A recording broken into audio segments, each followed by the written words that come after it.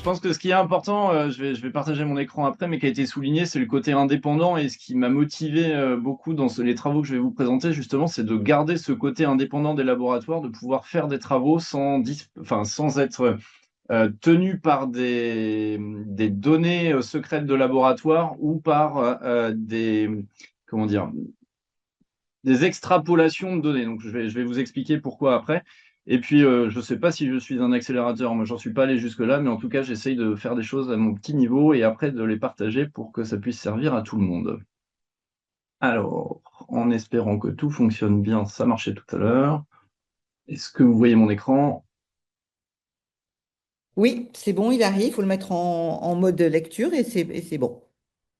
Il est en mode lecture, donc normalement, ça défile. Oui, mais en fait, on a la slide suivante Ah, qui est affichée. alors ce qui marchait tout à l'heure ne fonctionne plus. Très bien. Bon, c'est pas très gênant, mais Partager. ça permet Ah. d'être plus grand. Est-ce que c'est mieux? Ah, c'est très bien. Je vais juste inverser les écrans, c'est parfait. Donc moi, je vais essayer de vous parler. Donc effectivement, je suis pharmacien au CHU de Rouen. Je suis en charge de la stérilisation centrale, mais j'ai également une grosse activité sur la partie dispositifs médicaux à usage unique. Et un de mes centres d'intérêt en ce moment, c'est toute la partie endoscopie. Alors réutilisable qu'on connaît bien depuis longtemps sur la stérilisation, mais endoscopie à usage unique. Parce que, comme dans beaucoup d'établissements, bah, c'est poser la question de savoir si il fallait faire de l'endoscopie à usage unique ou pas, combien ça coûtait, est-ce que ça avait un impact sur l'environnement ou pas. Donc, je vais essayer de vous développer ça.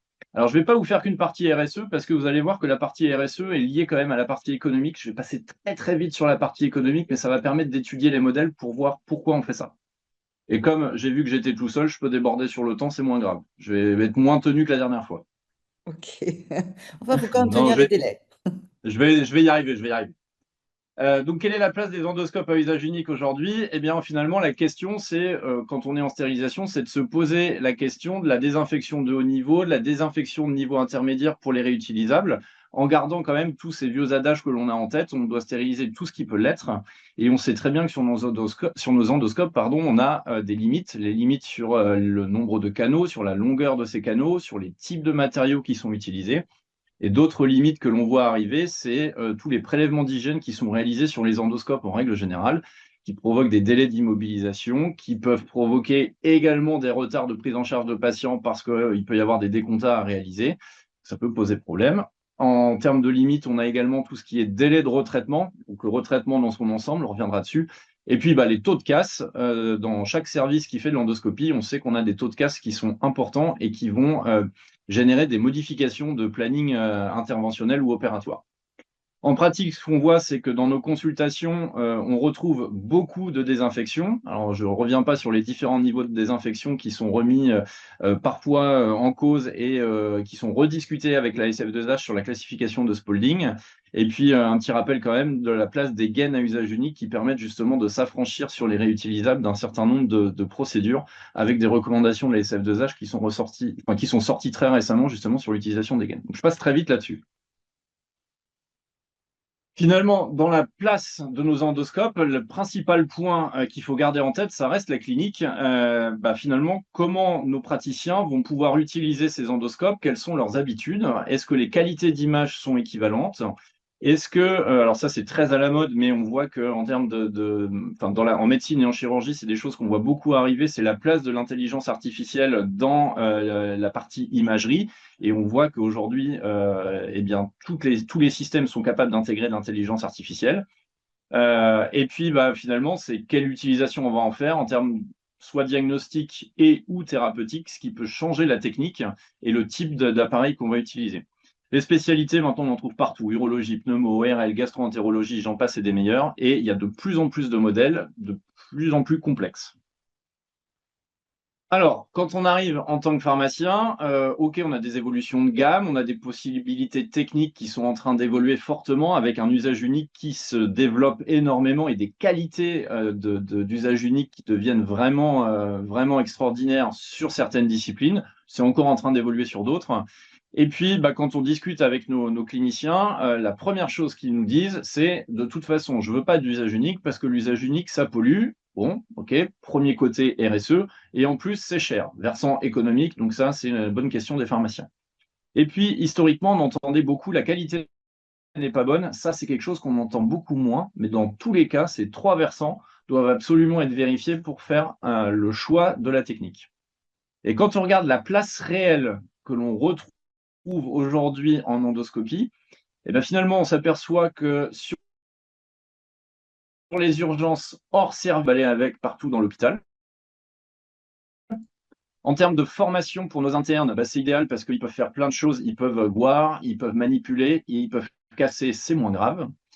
Pour les cas complexes, les seniors aiment bien aussi parce que justement, quand ils ont des difficultés techniques, bah, s'ils les poussent à bout, c'est beaucoup moins grave de casser un usage unique qu'un réutilisable en termes financiers et en termes d'impact derrière. Et ça reste une bonne alternative au casse. Ça veut dire que quand il n'y a plus de matériel réutilisable disponible, ils vont sur de l'usage unique assez facilement. Alors, pour illustrer tous mes propos, on a réalisé deux grosses études. La première, c'est une étude de coût. Donc, j'ai eu le plaisir d'encadrer Adeline Bonan, qui était interne chez nous. Et on a publié ces résultats là en décembre 2025 sur le coût. Je vais passer très, très vite, mais vous allez voir l'influence que ça peut avoir. Donc, ce qu'on a souhaité faire sur les coûts, c'est des analyses systématiquement en coût complet, en comparant finalement l'usage unique et le réutilisable. Et quand on parle de coût complet, bah, alors sur l'usage unique, c'est simple, hein, on va faire l'achat, enfin, on va intégrer l'achat, on va intégrer tout ce qui est console. Souvent, c'est de la MAD, donc c'est compris dans l'achat du matériel usage unique stérile. Et puis, on a intégré tout ce qui était déchets avec une classification qui est parfois difficile, et on reviendra dessus juste à la fin, des déchets d'endoscope à usage unique. Est-ce qu'on les classe en déchets en DAOM ou en DASRI? Sur les réutilisables, on a tout pris en compte, tout ce qu'on pouvait, l'achat, l'amortissement, la maintenance, tous les prélèvements d'hygiène, le retraitement qui est réalisé dans le service, dont le temps agent, parce que ça a un coût quand même, toute la partie élimination, et puis on a essayé d'évaluer les coûts liés à l'absence de disponibilité de matériel, mais ça c'est très compliqué à évaluer finalement, et on s'est plutôt basé sur des pertes de chance pour les patients. Alors, euh, sur les usages uniques, volontairement, on a comparé 3 laboratoires et 4 modèles. Chez Ambu, on a pris 2 modèles, la Scope 4 et la Scope 5 sur les broncos, ce qui nous a permis finalement de voir s'il y avait des différences entre les modèles. Alors, les résultats de ça, c'est que finalement, alors, un point qui est important à dire, c'est que nous, notre parc d'endoscopes réutilisables aujourd'hui en endoscopie pulmonaire, il est important. On a 21 endoscopes. C'est un choix stratégique de l'établissement, mais qui va aussi avoir un intérêt sur la partie, développement durable et RSE. Ce qui est intéressant de voir, c'est qu'en fait, on est capable de calculer des cut-offs sur ces coûts pour dire bah, en dessous de tant de procédures, il vaut mieux rester sur de l'usage unique. Au-dessus de tant de procédures, il vaut mieux aller sur des réutilisables. Et ça, on a pu le faire quels que soient les modèles d'usage unique. Donc, c'est la courbe, enfin la droite orange. C'est valable sur les bronchoscopes, les différents modèles de bronchoscopes. Et ça nous permet de nous dire que bah, finalement, à partir de 1773 endoscopies réalisées en salle d'endoscopie, en dessous, je prends de l'usage unique. Et au-dessus de 1773 endoscopies réalisées par an dans le service d'endoscopie, il faut que je passe au réutilisable juste pour des notions de coût. Alors, vous voyez qu'il y a 2 chiffres à chaque fois. Bleu, il y a 913 et 1773 parce qu'on a fait le choix aussi volontairement d'exprimer les résultats en fonction d'endoscopes un peu plus techniques, la 5e génération d'Ascope, ce qui permet de recalculer les cut-offs. C'est juste pour pouvoir se déplacer. Et ce qui est intéressant de voir, c'est que finalement, quelle que soit la marque, TSC, Fujifilm ou la Scope 4 de chez Ambu, c'est exactement pareil. Donc finalement, c'est plutôt un problème de génération d'endoscopes à usage unique qu'un problème de marque de laboratoire, même s'il y a des différences de prix qui restent infinitésimales. Alors ensuite, on a voulu regarder un petit peu plus loin, c'est en prenant en compte finalement tout ce qui peut être intégré à la décontamination, aux consoles que l'on peut avoir, aux armoires enfin au lavandoscope, pardon, et au système de stockage, les fameuses EZ. Et bah, on a refait ces mêmes calculs qui nous permettent encore une fois de trouver les cut-offs. Et pourquoi on a fait ça? C'est que nous, si on a un parc de 21 endoscopes, bah, ça permet, selon les scénarios 1A, 1B, 2 et 3, à chaque établissement de pouvoir voir à peu près comment il se positionne.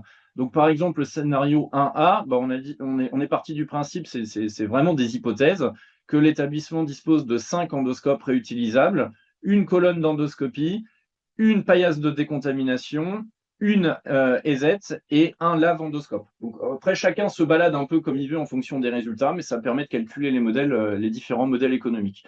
Ce ne sont que des hypothèses, à chacun d'aller choisir son hypothèse et surtout à chacun d'aller, s'il veut vraiment rentrer dans le détail pour son établissement, refaire les calculs qui lui sont propres puisque les amortissements ne seront évidemment pas du tout les mêmes.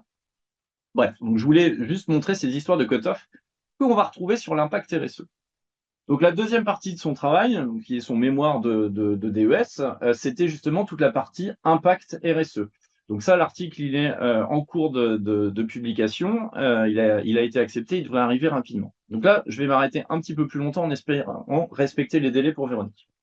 Dans le matériel et méthode, donc c'est une étude qui est monocentrique, puisqu'elle est faite uniquement sur le CHU de Rouen, elle a été faite sur l'année 2024, et on va réaliser des analyses de cycle de vie complètes selon les normes ISO, donc la 14044 et la 14040.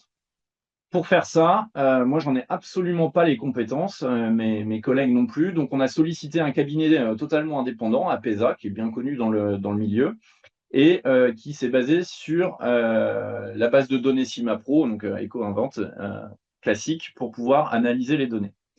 Ce qui est un tout petit peu moins classique, c'est que dans ce matériel et méthode, sur la figure 1, donc c'est tous les éléments qui ont été pris en compte pour réaliser l'ACV du bronchoscope réutilisable. Et ça, par contre, on est les seuls aujourd'hui à avoir fait ça, c'est-à-dire qu'on a évidemment toute la partie extraction, fabrication jusqu'à l'élimination, mais ce ne sont jamais des données extrapolées. Toutes les données sont issues du laboratoire qui fabrique, donc on a des données réelles et transposables d'un établissement à l'autre. La figure 2, c'est les usages uniques. Donc, les usages uniques, c'est plus simple, forcément, puisqu'on ne va pas avoir toute la partie reprocessing à faire entre chaque patient. Donc, on va bien partir de l'extraction des matériaux jusqu'à la fin de vie, l'élimination. Et donc là, on n'a plus un modèle, donc évidemment le nôtre, on a 3 modèles d'endoscope à usage unique de 2 laboratoires différents. Et vous verrez que volontairement, toutes les données ont été anonymisées. Donc, vous ne saurez pas lequel vient de quel laboratoire, de façon à pouvoir voir si on observe des différences ou pas. Ça veut dire que chaque laboratoire a accepté de communiquer l'ensemble de ces données à APESA et eux ont pu faire l'étude de façon totalement indépendante et donc ça va nous permettre de comparer les petits éléments les uns avec les autres.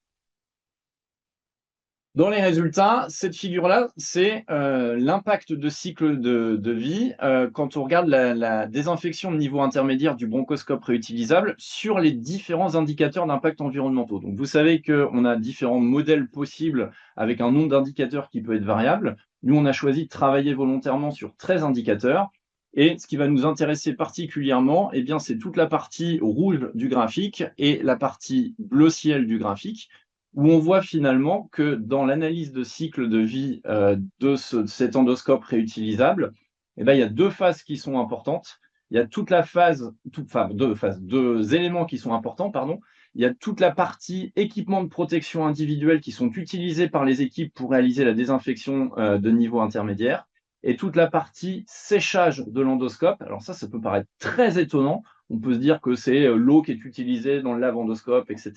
Mais non, c'est bien la partie séchage qui a le plus d'impact sur le changement climatique. Et ça, ça se traduit par le fait que la procédure de retraitement et les EPI vont finir par produire 4,28 kg équivalent CO2 sur le changement climatique. Donc, on verra qu'on va réutiliser ce résultat qui n'était pas. Je n'aime pas trop ces chiffres-là parce qu'on ne sait jamais à quoi ça correspond. Mais ce qui est intéressant, c'est de voir la comparaison qu'on peut en faire après. Je vais revenir sur ce 4,28. Et puis, 2 mètres cubes d'éprive pour la catégorie d'impact sur la consommation d'eau. Alors, vous allez voir pourquoi je reviens dessus juste après, si ça veut bien. C'est qu'on a regardé les... Non, trop vite. Hop. On a regardé les analyses de cycle de vie entre les bronchoscopes à usage unique et les réutilisables. Donc, les réutilisables vont sortir en rouge et les usages uniques vont sortir en bleu, en vert et en violet. Et donc, cette espèce de diagramme patatoïde qui est un peu illisible au départ nous permet de nous rendre compte que sur les différents éléments, eh bien, en fait, les impacts sont extrêmement différents. Typiquement, si je vais à gauche là sur la partie utilisation d'eau, sur l'usage unique, bien tous les usages uniques, quels qu'ils soient, j'utilise très peu d'eau. Par contre, sur le réutilisable de faire de la désinfection, je vais utiliser beaucoup d'eau. Et ce qui est intéressant, ce qui a été noté par Apaisa et qu'on a repris derrière, c'est sur le changement climatique où on va retrouver un impact important parce que le reprocessing, donc la DNI de notre réutilisable, je vous ai dit, générait 4,28 kg équivalent CO2.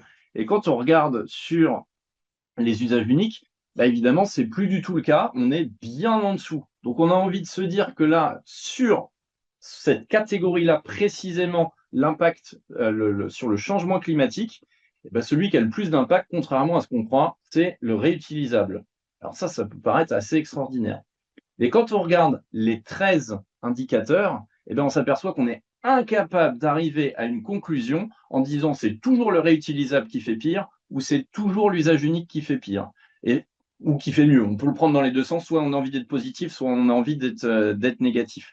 Et c'est ça qui est intéressant, c'est de sortir de ce bon vieil adage où on oppose toujours le réutilisable à l'usage unique en disant l'usage unique polluera plus. Et ben en fait, c'est pas forcément vrai du tout, et on en a la preuve par les chiffres. Donc, c'est ce que je viens de vous dire sur les résultats de l'ACV. Tous les résultats, ce sont tous des indicateurs et il n'y en a pas un seul qui est inférieur dans tous les scénarios. Donc, on est incapable à la fin de dire prenez celui-là ou ne prenez pas celui-là. Sur le changement climatique, on voit bien que c'est la désinfection de niveau intermédiaire, donc avec nos lavandoscopes, qui va être plus élevée que les usages uniques, en tout cas dans notre établissement. Toujours pareil, pourquoi dans notre établissement? C'est que le mode de reprocessing de la désinfection de niveau intermédiaire peut être différent d'un établissement à l'autre. Alors oui, la technique est la même, mais les consommables utilisés ne sont pas forcément les mêmes. Et pour vous donner un ordre d'idée, ce qu'on a vu, nous, c'est l'utilisation du drapage des champs à usage unique qui peuvent être utilisés, ou même des casaques à usage unique qui peuvent être utilisés, on ne sait pas trop bien pourquoi, par le personnel, peut nous permettre de réduire beaucoup cet impact sur l'indicateur changement climatique. Donc ça nous donne une notion de dire on peut faire mieux en travaillant sur ce point-là très précisément. Et c'est ça qui est intéressant. Et je le redis, hein, encore une fois, ce qui est important pour moi, c'est que non seulement on dispose des vraies données, mais en plus, tout ça est réalisé par un cabinet indépendant dont c'est le métier. C'est pas moi dans ma boutique qui utilise Cimapro pour faire des petits calculs que je maîtrise pas bien. C'est vraiment des spécialistes du domaine. Donc ensuite, ce qu'on s'est amusé à faire, c'est une analyse de sensibilité, puisque je vous ai dit tout à l'heure que les coûts, le choix du cut-off va se faire en fonction du nombre de procédures que l'on va faire par an dans la salle. Et bien, cette analyse de sensibilité, donc c'est l'évolution de l'empreinte carbone par endoscopie réalisée en fonction du nombre de bronchoscopies annuelles. Plus je vais faire de bronchoscopies dans l'année, plus finalement je vais finir par écraser les choses. C'est-à-dire que le retraitement de mon endoscope réutilisable devient finalement le seul indicateur qui est intéressant sur les endoscopes réutilisables. Toute la partie achat, élimination, etc., on s'en fiche complètement, ça a tout écrasé. Donc si, en tout cas chez nous, au CHU de Rouen, on passe les